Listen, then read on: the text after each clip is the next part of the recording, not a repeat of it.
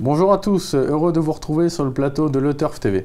Aujourd'hui, j'accueille à mes côtés Mathieu Le Balleur de Tiercé Magazine. Bonjour Mathieu. Bonjour Alex, bonjour à tous.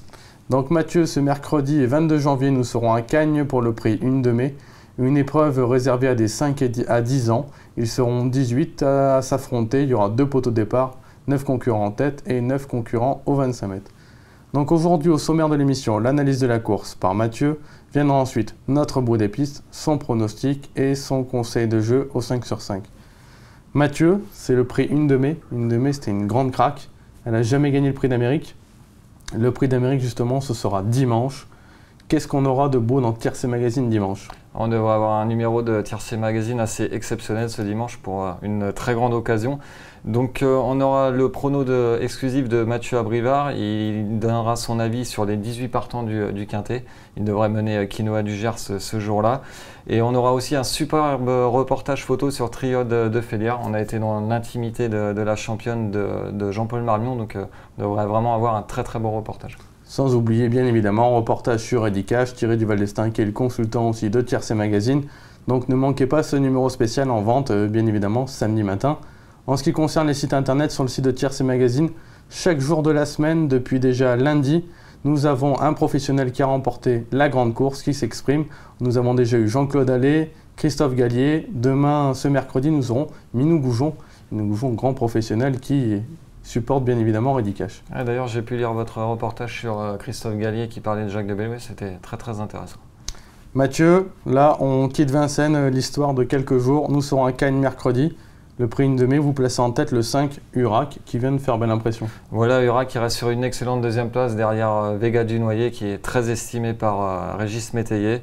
Il se plaît sur la Côte d'Azur, il bénéficie d'un engagement de choix en tête. Il doit désormais être proche de son top niveau.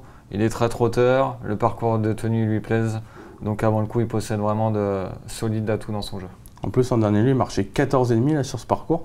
C'est vrai que s'il réédite, on se dit que les chevaux des 25 mètres, ils vont avoir du mal à le revoir. S'il remarche un petit 14 en tête, ça va être très très dur de rendre la distance. Vous lui opposez le 8 Taylor, c'est le consultant également de Tiercé Magazine, c'est Yannick Alain-Briand. Il s'est exprimé à ce sujet, c'est notre bruit des pistes. Donc le cheval il reste sur des bonnes sorties. Yannick n'a pas caché l'avoir préparé pour cette épreuve. Il faut savoir que c'est un cheval qui souffre un peu des boulets, mais qu'en ce moment le cheval est vraiment extra. Donc il prend le risque de le déférer derrière, il sera muni de plaques aux antérieurs. Yannick, on l'a senti très confiant. Yannick est remonté comme une pendule. Le cheval a beaucoup mieux couru que ne l'indique son classement lors de sa dernière tentative à Vivo.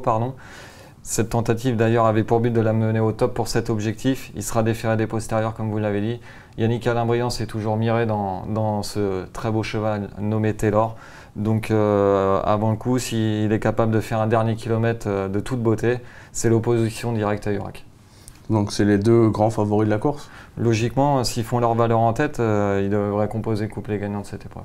Ensuite, vous passez au 25 mètres avec le 15 Roller Quick qui vient bien courir à Vincennes. Le petit bémol, il ne sera pas déféré des 4 pieds cette fois, il a eu une petite sème au travail. Voilà, exactement, il a une petite sème, donc on ne prend pas risque, on le défère juste des postérieurs.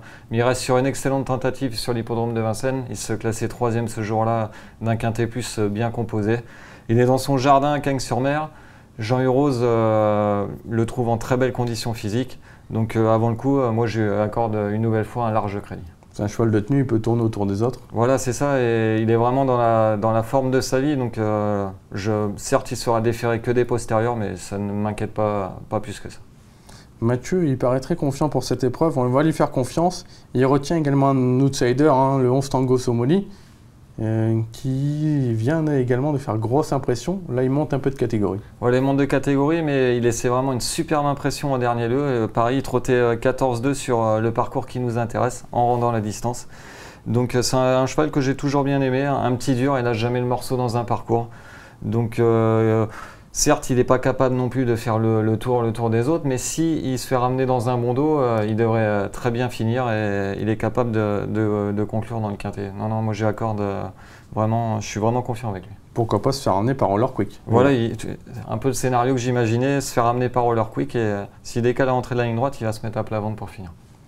Le numéro 16, Snob de Cordée, on était d'accord, c'était la grosse note en dernier lieu dans la course remportée justement par Roller Quick. Exactement, derrière on voyait que lui, il s'est montré fautif à mi-parcours et en retrait, David Beckerhart tirait littéralement sur ses rênes. On ne voyait que lui, donc on lui a laissé reprendre de la fraîcheur depuis. Snob de Cordée, le seul petit truc qui m'embête, c'est qu'il faut que la piste soit pas trop ferme. À Cagnes, des fois, ça peut arriver, parce qu'il a tendance à avoir des petits soucis d'allure. Donc si la piste est assez souple, ça devrait bien se passer pour Snob de Cordée, qui vient de laisser vraiment de gros regrets. Sur ce qu'il a fait de mieux en région parisienne, il détient une première chance évidente. Je crois que la dernière fois, on peut citer déféré des antérieurs pour la première fois de sa carrière. Et du coup, là, son entourage rédite l'expérience cette fois. Voilà, on rédite, on va peut-être lui apporter un petit peu plus de confort au niveau de la ferrure, mais en classe pure, il peut même remporter une telle épreuve. Le 12, Speed du Lombard, lui, il vient de pleinement rassurer dans le prix de la Côte d'Azur. Speed du Lombard, il reste sur une excellente 3e place dans le prix de la Côte d'Azur, donc excusez du peu. Il est dans son jardin à Cagnes-sur-Mer, il répète toujours des très bonnes tentatives l'hiver sur cet hippodrome. La tenue ne lui fait pas défaut, il est capable d'enrouler de loin, donc avant le coup, il devrait répondre présent. Ouais, c'est vrai que c'est un très bon cheval. D'ailleurs, on a eu ce matin Karine de Saute qui faisait preuve d'un grand optimisme avec lui. Le cheval, elle l'a vraiment retrouvé, il est top. Il dépend toujours d'une écurie redoutable sur la Côte d'Azur, donc on s'en méfiera de très près. Mathieu, un petit mot rapide sur le 4 Tisseroche, le 3 Super du Châtelet, des chevaux compliqués. Voilà, Tisseroche, il n'a pas bénéficié d'un super parcours le dernier coup, contraint de voyager à l'extérieur de Samba Doré, mais il lâchait pas le morceau et il prenait une bonne 2e place. Là, il s'élance en tête, c'est les frères Martens, donc avant le coup, il aura des ambitions plus pour la 4e ou 5e place pour moi.